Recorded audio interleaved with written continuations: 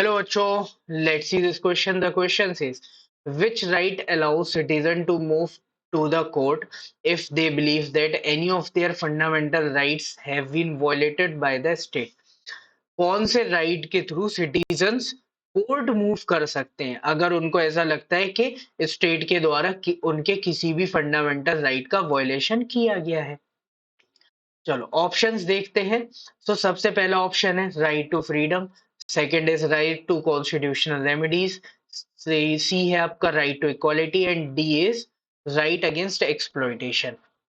अब देखो, right to freedom की बात करें तो यहाँ पे तो आपको फ्रीडम ऑफ स्पीच, एक्सप्रेशन, इस तरीके की चीजें मिलती हैं, ठीक है। तो फ्रीडम ऑफ स्पीच हो गया, रेजिडेंस हो गया, मूवमेंट हो गया, तो ये सारी चीजें आपको मिल रही है, तो इसमें तो कहीं पे भी ये बात नहीं होती है। इक्वालिटी की बात करें तो यहाँ पे डिस्क्रिमिनेशन नहीं होना चाहिए, सबको इक्वल एक्सेस हो, पब्लिक एम्प्लॉयमेंट में किसी भी तरीके का डिस्क्रिमिनेशन हो तो इक्वालिटी भी नहीं हो सकता यहाँ पे। तो एक्सप्लॉइटेशन की बात करें तो यहाँ पे इन्होंने बोला 14 ईयर से कम एज के जो चिल्ड्रंस हैं उनको फैक्ट्रीज में अलाउ नहीं किया जाएगा काम करने के लिए, ठीक है।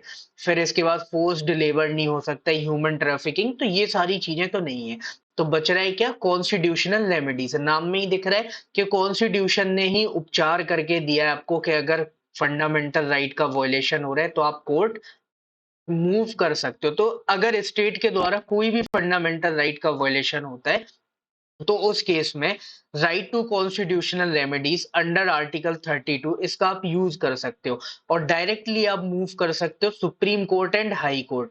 वहां पे जाके आप कोर्ट में बता सकते हो कि इस फंडामेंटल राइट का वॉयलेशन हुआ। उसके बेसिस पर कोर्ट्स अलग अलग तरीके की रिट्स इशू करता है, ठीक है। तो कोर्ट्स को रिट इशू करने के पावर यहाँ पे दिए गए हैं ताकि आपका जो फंडामेंटल राइट है आप उसको फिर से एंजॉय कर सको। So correct answer will be B, right to constitutional remedies. Hope you understood it well. Best of luck. Thank you.